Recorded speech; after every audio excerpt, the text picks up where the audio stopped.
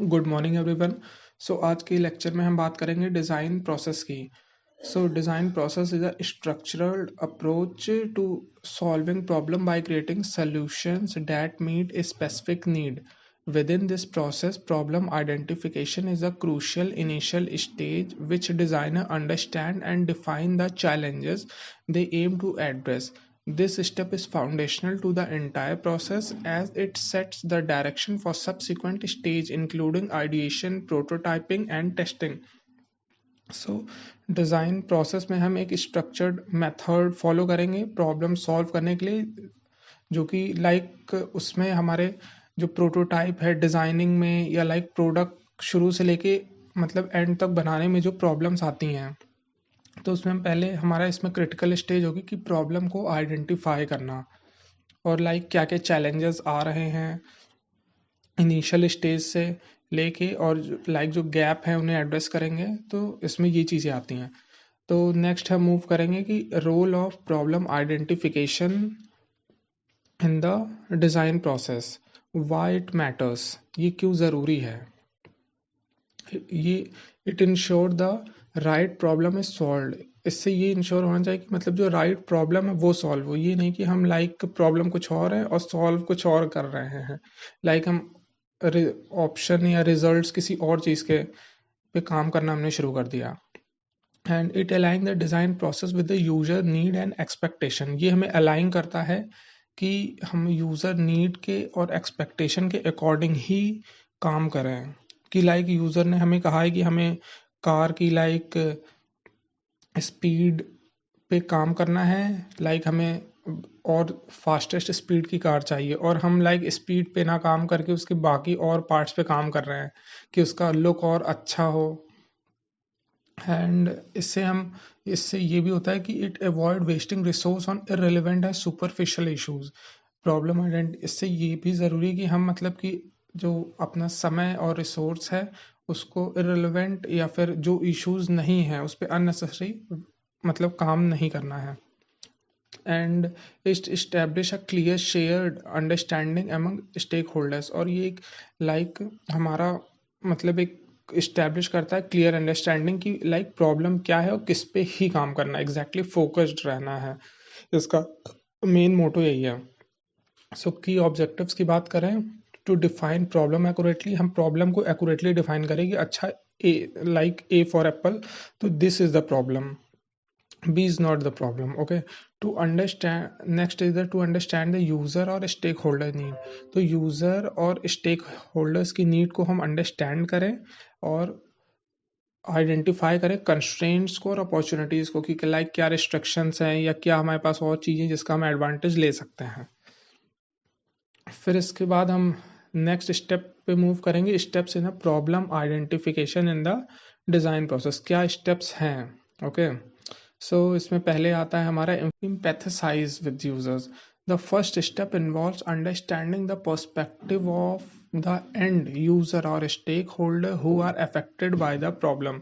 इसका पहला स्टेप ये है कि हम उस पर्सपेक्टिव को समझें, अंडरस्टैंड करें कि जो एंड यूज़र है या जो जो उसके प्रॉब्लम से अफेक्ट हो रहे हैं। कार है, उसके जो डिज़ाइन में कुछ इश्यूज है, तो उसके एक्सीडेंट्स हो रहे हैं। तो ये चीज़ ज़रूरी है कि कौन एंड यूज़र ज़्यादा अफेक्ट हो रहा है, और फिर सेकेंडरी कंपनी अफेक्ट होगी कि उसकी वैल्यूएशन, उसकी वैल्यू ख़राब होगी कि उनके प्रोडक्ट क्वालिटी के नहीं हैं। जैसे फ़ोन्स के केसेस में होता है, नए मॉडल्स आते ही वो कुछ तो चलते हैं और कुछ होते हैं कि वो एकदम मार्केट में पूरी तरह से डाउन हो जाते हैं। क्यों? क्योंकि उनका जो यूज़र को पसंद नहीं आता या कुछ उसमें प्रॉब्लम्स रहती हैं। वो जो एक होता है फील, ट्रू फील, उसकी वर्किंग स्मूथनेस, एंगेजमेंट, वो चीज़ें नहीं आ पाती हैं। फिर इसके बाद इसमें हम मेथड की बात करेंगे। मेथड है, हम यूज़र्स के इंटरव्यूज़ लेते हैं कि जैसे फ़ोन में है तो कि ये सही चला कि नहीं, ये वर्किंग कैसे स्मूथ है, ओपनिंग टाइम सही है, हैंग तो नहीं हो रहा है, ये चीज़। फिर ऑब्जर्वेशन करते हैं, watch user interaction with existing system और process to identify pain points. इसमें हम यूज़र को हमने अपना प्रोडक्ट दिया और फिर हम उसे वॉच करते हैं कि क्या क्या उसने गलतियाँ की, किस तरह से जैसे कार के केस में हम इनिशियल जब इस प्रोडक्ट को लाइक जो हमारे यूजर चला रहे हैं तो हम उसको फिर देखेंगे कि लाइक ब्रेक्स लग रहे हैं, स्मूथली रुक रही है, टर्न हो रहा है प्रॉपरली। तो इन चीज़ों का इस्तेमाल इसमें मतलब ऑब्जर्वेशन में हम देखते हैं।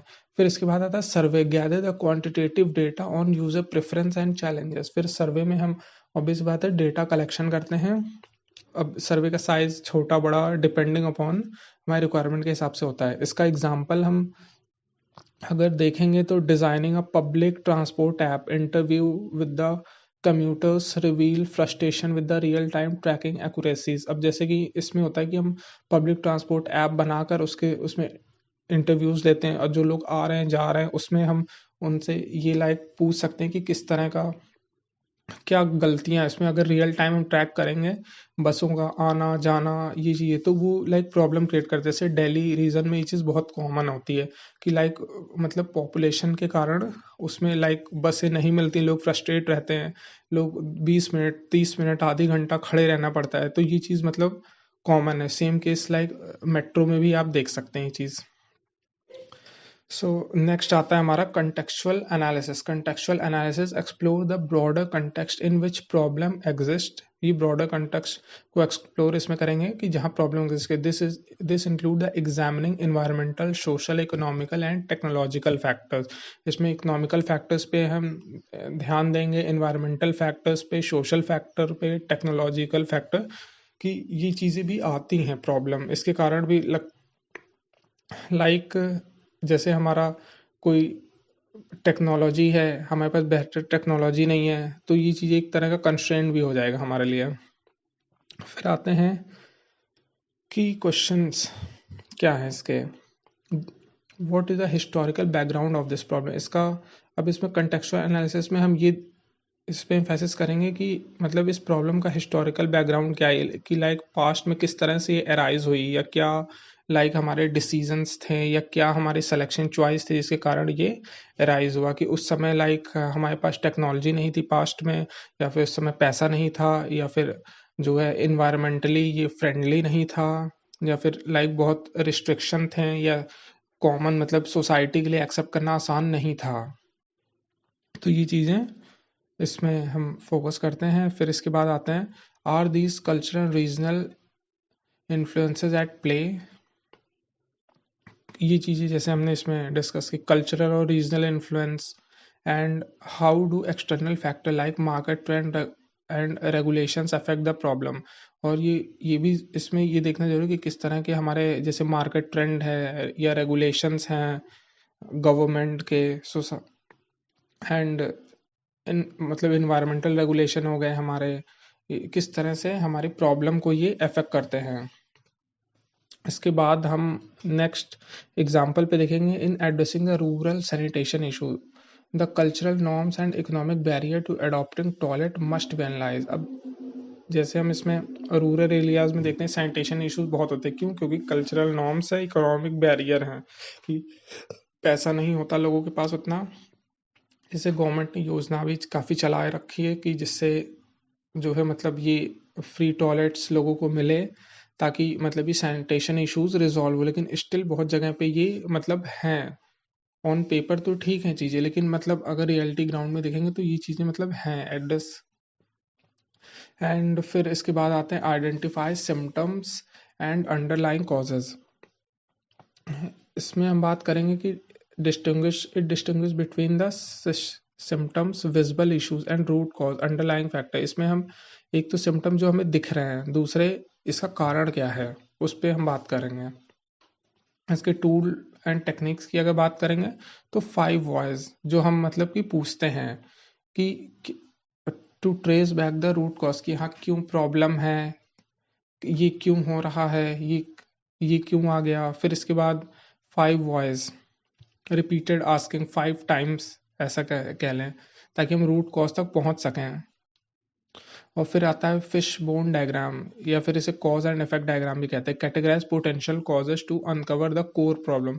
इसमें हमारी जो फिश का लाइक जो बीच वाला पार्ट होता है, जो उसकी बीच कि लाइक जिसे रीढ़ की हड्डी भी कह सकते हैं, तो वो उससे वो हमारी लाइक वो मेन प्रॉब्लम है, और जो उसके बाकी जो साइड की लाइक जो हड्डियाँ पीसेस होते हैं उसको हम कंसिडर करते हैं कि वो हमें लाइक वो कारण बनेंगे, इसके कारण मतलब ये प्रॉब्लम आई, इसके कारण ये प्रॉब्लम, क्योंकि वो कनेक्टेड होती है उसके बीच की जो है बोन्स से।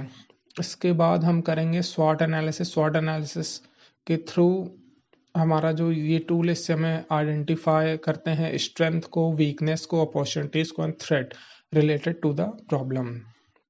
अब इसका एग्जांपल हम अगर देखें तो in a factory experiencing delay, root cause analysis might reveal the outdated machinery not operated inefficiencies of primary use. अब इसका एग्जांपल ये बेस्ट है कि फैक्ट्री में क्या होता है कि डिले हो रहा है, तो ऑब्वियस बात है प्रोडक्टिविटी पे असर पड़ेगा। अब इसका रूट कॉज क्या है, मतलब कि मशीनरी आउटडेटेड है, या फिर जो ऑपरेटर की इनएफिशिएंसी है, या फिर हमारी जो है एम्प्लॉय इशू है। तो ये चीज़ें, या कि लाइक वहाँ की इन्वायरमेंटल कंडीशंस थोड़ी मतलब ऐसी हो रही हैं कि जिससे कि हेल्थ इश्यूज हो रहे हैं, तो एम्प्लॉय आएंगे नहीं, और हर दिन नए एम्प्लॉय रखना, फिर उनसे लाइक काम कराना, तो वो नए एम्प्लॉयज़ को ऑब्वियस सी बात है एक दिन में परफेक्ट कोई नहीं होगा। देन नेक्स्ट हम मूव करते हैं स्टेक होल्डर कोलैबोरेशन पे। Stakeholder collaboration engage with all the relevant stakeholder to ensure diverse perspective are consider. Different group में perceive the problem differently which can influence the design. अब stakeholders क्या होता है कि problem है तो उसको सब अलग अलग दृष्टिकोण से ऑब्वियस सी बातें देखते हैं। जैसे यूज़र है तो वो अलग तरह से उसे देखेगा, बिजनेसमैन है तो वो इस अलग तरह से विजिबल करेगा कि प्रॉफिट मेकिंग होगा, यूज़र होगा सोचेगा कि हमारा कम पैसे में ये हमें मिल जाए, तो वो इस हिसाब से देखेगा। अब वो प्रॉब्लम कोई रिजॉल्व होना के बारे में सोचेगा कि हाँ ये रिजॉल्व हो जाए, मतलब और उसका अमाउंट भी ना बढ़े। देन इसके बाद स्टेक होल्डर के टाइप होते हैं, जैसे कि प्राइमरी स्टेक होल्डर हो गया, सेकेंडरी हो गया, टेस्टरी हो गया। प्राइमरी स्टेक होल्डर्स में हमारे आते हैं यूज़र हो गए या कस्टमर हो गए जो एंड में लाइक प्रोडक्ट को यूज़ करते हैं। फिर सेकेंडरी स्टेक होल्डर क्या है, मैनेजमेंट हो गए, इन्वेस्टर्स हो गए या सप्लायर्स हो गए। तो फिर टेस्टरी स्टेक होल्डर हैं, रेगुलेटर हैं, कम्युनिटी ग्रुप है या एक्सटर्नल कंसल्टेंट है। इसका एग्जांपल है कि एक नई मेडिकल डिवाइस है और उसको उसका हम वो लाइक मार्केट में हमें लॉन्च करनी है, तो उसको हमें पहले जो है यूज़र से हम पूछेंगे कि लाइक ये किस तरह की है, लाइक जो हमारी प्लास्टरिंग टेक्निक जैसे हम बात करते हैं, या फिर और कोई मेडिकल इम्प्लांट है इस तरह का कि किसी लाइक यूज़र ने करवाया है, तो उसका क्या मतलब ये अप्रूवल तो ये सब पहले हो जाता है। इसके बाद लाइक यूसेज के बाद उसका क्या हमें रिजल्ट मिलता है कि प्रॉब्लम तो नहीं आ रही है, कि लाइक वो स्मूथली फंक्शन कर रहा है। और फिर डॉक्टर से हम फीडबैक लेते हैं कि हाँ ये मतलब आपने कितने लोगों ने मतलब कितने लोगों का ऑपरेशन किया है जिनको ये रिक्वायर्ड है, और पेशेंट से तो पूछते ही हैं। फिर एंड रेगुलेटरी अथॉरिटीज से ही पूछते हैं कि हाँ मतलब ये हेल्थ के लिए मतलब कोई इसके लॉन्ग टर्म साइड इफेक्ट नहीं है। इसके बाद हमारा नेक्स्ट आता है डिफाइन प्रॉब्लम स्कोप। इसमें हम क्लियरली आउटलाइन करते हैं boundaries of the problem to avoid scope creep और मिस डायरेक्शन। इसमें हम प्रॉब्लम का स्कोप एग्जैक्टली डिफाइन करते हैं कि हम मतलब भटके ना, जो प्रॉब्लम है उस पे ही एकदम गाइडेड रहे, फोकस्ड रहे। अब इसके एलिमेंट्स देखेंगे तो ये होते हैं कि who is affected by the problem. इसमें हम ये देखेंगे कि कौन है जो प्रॉब्लम से अफेक्ट हो रहा है, और फिर प्रॉब्लम का एग्जैक्ट नेचर क्या है, what is the exact nature of the problem. And फिर where does the problem occur, problem कहाँ हो रही है, and when does it become evident, और कहाँ हो रही है, और इसके बाद नेक्स्ट है कि कब वो प्रॉब्लम हमें दिख रही, लाइक विजिबल हो रही। कुछ प्रॉब्लम होती है लाइक जैसे हेल्थ इश्यूज है, शुरू पहले से होंगे लेकिन दिखेंगे बाद में, जैसे कैंसर वाला इश्यूज है, अंदर रहेगा दिखेगा बाद में। And next is why it is important to, और क्यों ज़रूरी है, क्यों ज़रूरी। अगर प्रॉब्लम नहीं सॉल्व होगी तो वो मतलब एक होता है ना उसके मतलब कॉन्सिक्वेंस अच्छे नहीं होते हैं। तो ये ऑब्वियस सी बात है, इसको हेल्थ के केस में हम देख सकते हैं कि अगर टाइम से रिजॉल्व नहीं हुई कि लाइक इफेक्ट क्या करेगा, कि जैसे मतलब कि शिवरिंग हो रही है या पेन हो रहा है, बॉडी पार्ट को अफेक्ट करेगा, इसका नेचर क्या है, कहाँ हो रही है, हाथ में पैर में, एविडेंट कैसे है कि इलनेस आ जाएगी। और इम्पोर्टेंट है इसलिए क्योंकि अगर लॉन्गर लाइफ चाहिए तो, अदरवाइज तो जाने ही दें। एग्जाम्पल, इसका एग्जाम्पल का problem is that urban commuters in tyre 2 cities lack real time bus tracking system leading to the time wastage and frustration। इसका जैसे ये हम एग्जांपल ले लेते हैं कि शहरों में जो टायर 2 सिटीज़ हैं उनके पास लाइक बसें वहाँ एकदम परफेक्टली ट्रैक नहीं रहता टाइम का, तो उनका टाइम वेस्ट होगा और फ्रस्ट्रेशन भी होती है कि ऑफिस से काम करके जाने के बाद फिर आपको वेट करना पड़े हाफ एन आवर, फिर इसके बाद आप घर पहुँचे हैं। फिर नेक्स्ट आता है क्रिएट अ प्रॉब्लम स्टेटमेंट।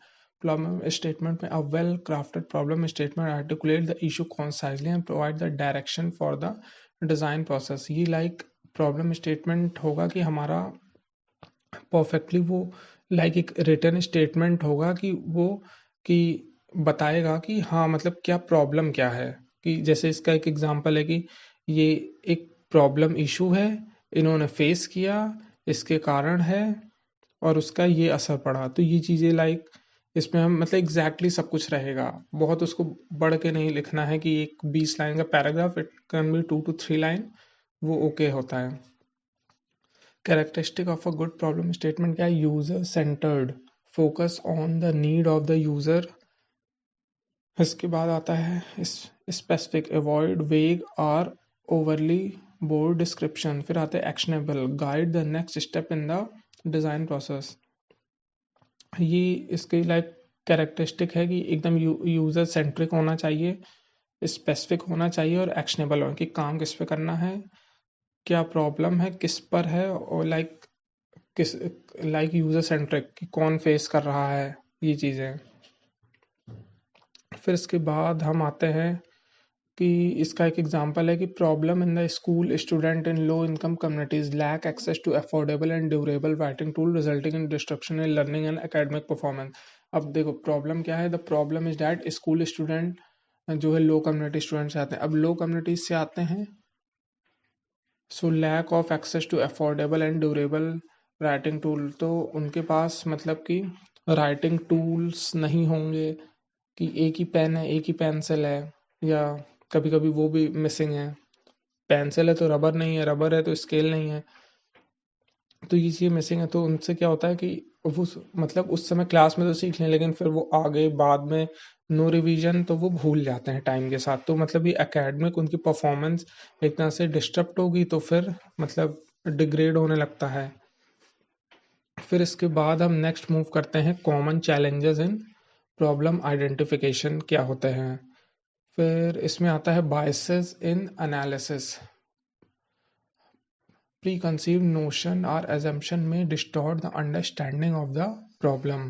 जैसे प्रीकंसीव नोशन या assumption जो हमने पहले से मान रखा है कि यही होगा, तो उससे क्या होता है कि हमारी जो प्रॉब्लम है फिर वो होता है ना कि हम इससे मतलब हमारा फोकस बदल जाता है। इसका एग्जांपल है assuming low sales are due to poor marketing without considering product quality. Low sales हमारी हमने एज्यूम कर लिया कि हमारी सेल्स लो होगी क्योंकि हमारी पुअर मार्केटिंग है, विदाउट कंसिडरिंग कि प्रोडक्ट की क्वालिटी पे हम ध्यान नहीं दे रहे हैं। ये कह रहे हैं बस मार्केटिंग पुअर है इसलिए हमारी सेल कम हुई, ये हमने पहले ही मान बैठा है। तो ये चीज़ें नहीं होनी चाहिए, हमें इस पे फोकस करना है कि हमारा प्रॉब्लम क्या है, हमारी जो प्रोडक्ट की क्वालिटी सही नहीं है, हमें उस पर फोकस करना है कि उसको सुधारो, फिर सेल अपने आप बढ़ेगी क्योंकि क्वालिटी है तो कस्टमर खुद ले लेगा। Then coming to the overlooking user need, focusing on technical or business requirement while neglecting the user centric issues। अब इसमें हम टेक्निकल और बिजनेस रिक्वायरमेंट पे फोकस करते हैं, लेकिन जो यूजर सेंट्रिक हैं उन पे हम ध्यान नहीं दे रहे हैं कि मतलब ज़्यादा प्रॉब्लम जो है नहीं उसको भी ज़्यादा ही देख रहे हैं हम। एग्जाम्पल इसका क्या है, designing software with advance feature but poor usability. हमने सॉफ्टवेयर उसको डिज़ाइन तो जैसे बहुत एडवांस कर लिया, अब लोग यूज़ नहीं कर पाए। जैसे चैट जीपीटी है तो इसका हमने डिज़ाइन तो बहुत एडवांसमेंट के लिए कर लिया, लेकिन जो इसके हमारी मैक्सिमम जो पॉपुलेशन है या ह्यूमन रेस है उसका सही से मतलब लाभ उठा ही नहीं पा रहे हैं। तो ये चीज़ इसमें है। फिर आते हैं symptom focus, addressing visible symptom without exploring deep causes. अब इसमें सिम्टम फोकस में हम बात करें कि हम जो एड्रेस जो हमें दिख रहा है वो तो हमने कर लिया, लेकिन क्यों हो रहा है, इसके जो डीप कॉजेज हैं वो हमने एक्सप्लोर नहीं की। इसका एग्जांपल है fixing high employee turnover by increasing salary without addressing workplace culture. इसमें क्या है, एम्प्लॉयज़ की हमने सैलरी बढ़ा दी जो है विदाउट एड्रेसिंग वर्क प्लेस, और कल्चर एकदम कंपनी का घटिया ही है कि लाइक बहुत ज़्यादा स्ट्रेस है वहाँ पे, बस सैलरी बढ़ाते आ रहे हैं। फिर इसके बाद आते हैं इन एडवोकेट रिसर्च, और research like insufficient. Inadequate research है कि रिसर्च सफिशिएंट नहीं है, डेटा नहीं, incomplete problem definitions. Example skipping user feedback and relying solely on internal assumption. जैसे हमने खुद ही मान बैठा है कि ये चीज़ बहुत अच्छी है, चलनी चाहिए, लेकिन हम लोगों से पूछ ही नहीं रहे कि ये कि लाइक उनका क्या व्यू है, उन्हें क्या चाहिए, ये नहीं, हम इस पे फोकस कर रहे हैं। फिर इसके बाद नेक्स्ट आता है हमारा tools and techniques for problem identification. इसमें हमारा फर्स्ट पॉइंट है persona, create user persona to understand the need, goals and challenges of the target audience। फिर हमारा आता है journey mapping, visualize the user journey through a process to identify pain point and opportunities. इसमें हम users की journey को visualise करते हैं थ्रू अ प्रोसेस या फिर pen points and opportunity. Journey को हम मतलब मैप करते हैं कि किस तरह से लाइक क्या क्या हुआ होगा इस चीज़ों को। फिर आते हैं ब्रेन स्टॉर्मिंग से encourage open discussion among stakeholder to identify potential problem solving. इसमें हम लाइक सारे स्टेक होल्डर्स को बुला के हमने उनसे डिस्कशन करा रहे हैं, लाइक पूछ रहे हैं कि आपको क्या प्रॉब्लम आई, कस्टमर को क्या प्रॉब्लम आई। कस्टमर को हमेशा ऑलरेडी कम प्राइस में ज़्यादा चीज़ चाहिए, और वो लाइक हायर प्राइस उनके लिए दिक्कत होता है, ये मोस्टली लाइक कॉमन है। एंड फिर इंडस्ट्रियलिस्ट हैं तो उन्हें सबसे ज़्यादा अपना प्रॉफिट देखना है। और फिर जो हमारे डिज़ाइनर्स हैं उनके लिए बजट कंस्ट्रेंट है कि उन्हें लिमिटेड बजट में इतनी चीज़ें बनानी हैं। और लाइक हमारी अब जैसे जो रेगुलेटर्स हैं उन्होंने कर दिया कि इतने ये इसका लाइक पोल्यूशन लेवल इतने होने चाहिए, तो इस हिसाब से डिज़ाइनर्स को डिज़ाइन करना है कि पोल्यूशन लेवल उससे कम ही रहे, उतना भी नहीं, उससे कम रहे। नहीं तो अगर जो थ्रेशोल्ड है वो ब्रीच करेगा तो भी हमारा जो प्रोडक्ट है वो फेल हो जाएगा। फिर आते हैं benchmark analysis, how simpler problem have been address by competing other industries. Benchmarking क्या है कि हम सिमिलर प्रॉब्लम्स को कैसे एड्रेस करें ताकि जो हमारे मार्केट में कॉम्पिटिटर्स हैं उनसे हमें आगे भी तो जाना है।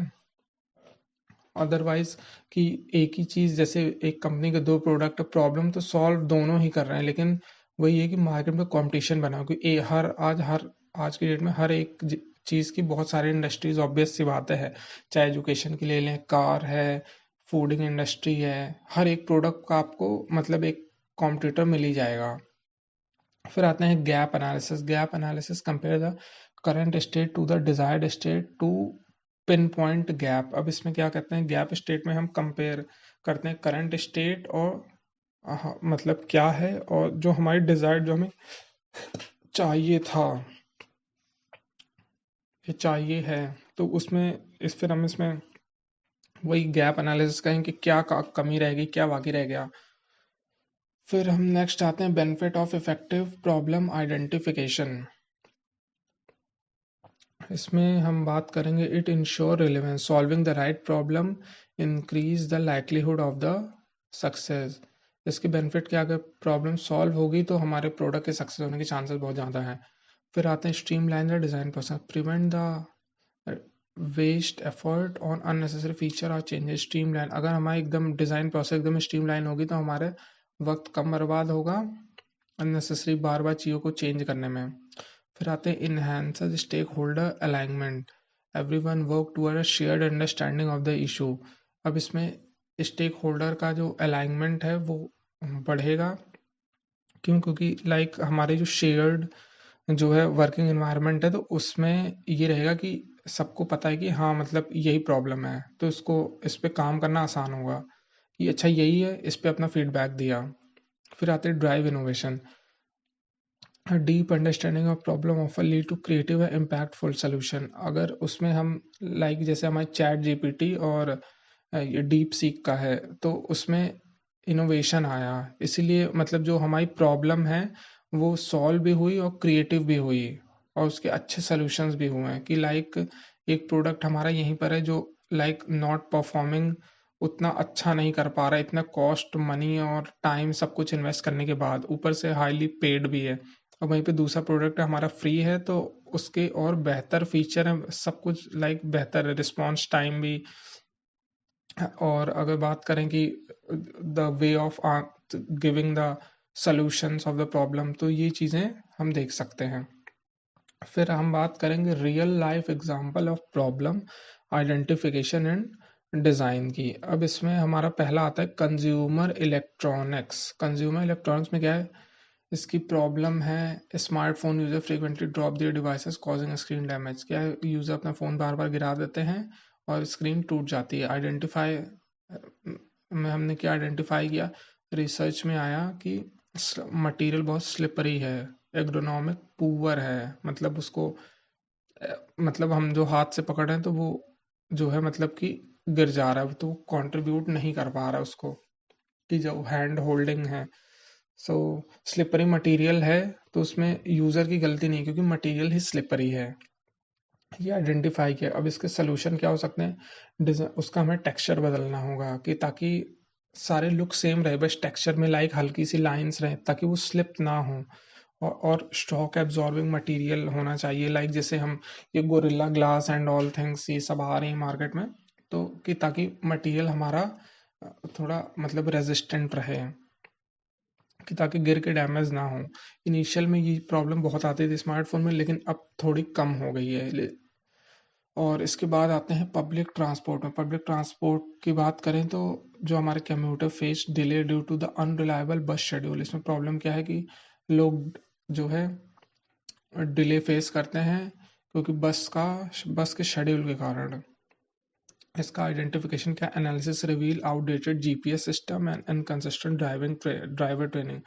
अब इसमें आइडेंटिफिकेशन में आया हमारा जीपीएस सिस्टम लाइक आउटडेटेड है और इनकंसिस्टेंट, लाइक ड्राइवर हमारे वही पुराने के हैं, जब से भर्ती हुए तब से वही लाइक चला रहे हैं, उनकी लाइक ट्रेनिंग की अब फिर से ज़रूरत, क्योंकि टाइम टू टाइम बसों में भी टेक्नोलॉजी का बहुत स्लाइटली चेंज हुआ है।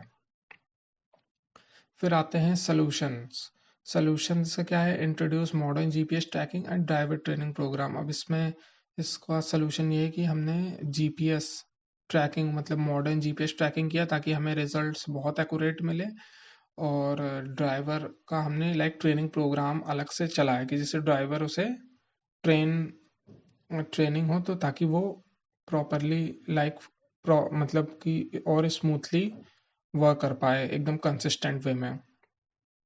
सो इसी के साथ आपका लेक्चर ख़त्म होता है। Thank you.